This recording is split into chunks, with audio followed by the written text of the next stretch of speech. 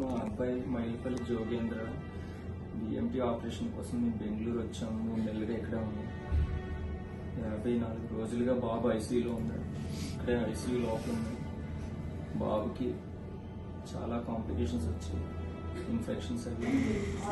బాబుకి 2 సార్లు బిఎంటీ అవడం వల్ల బాబుకి చాలా ఇన్ఫెక్షన్స్ అవి వచ్చాయి. లంగ్స్ నుంచి బ్లడ్ బ్లీడ్ అవుతుంది. చాలా వరకు ఖర్చు పెట్టి ఇక్కడ వరకు వచ్చాం. 50 లక్షల పైన అయ్యింది. మాకున్న ఆర్థిక స్తోమత సరిపోక దాతల నుంచి సహాయం అడుగుతున్నారు. మా బిడ్డను కాపాడేందుకు మీరు ఏమైనా సహాయం చేయడానికి ముందుకు రండి.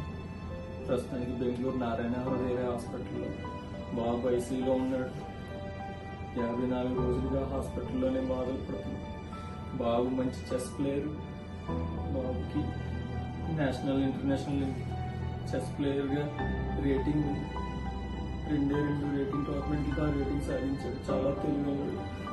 బతకడం కోసం పోరాడుతున్నాడు.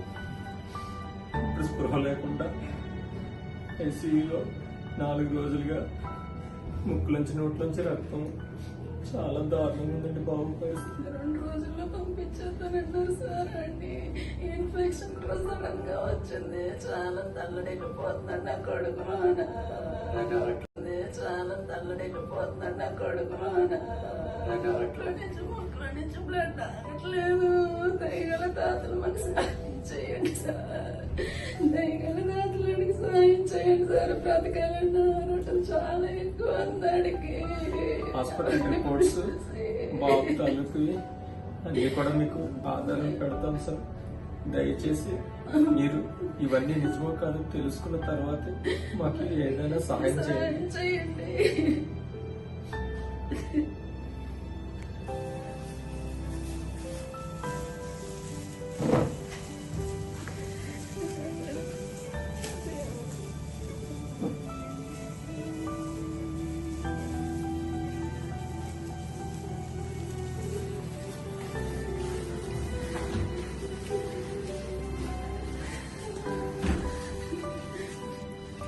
సాధారణ ఆటో డ్రైవర్ అండి నేను.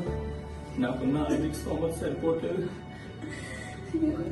భారతదేశానికి మంచి పేరు తేగల ఒక భవిష్యత్తు చదరంగ క్రీడాకారుడు నా కొడుకు.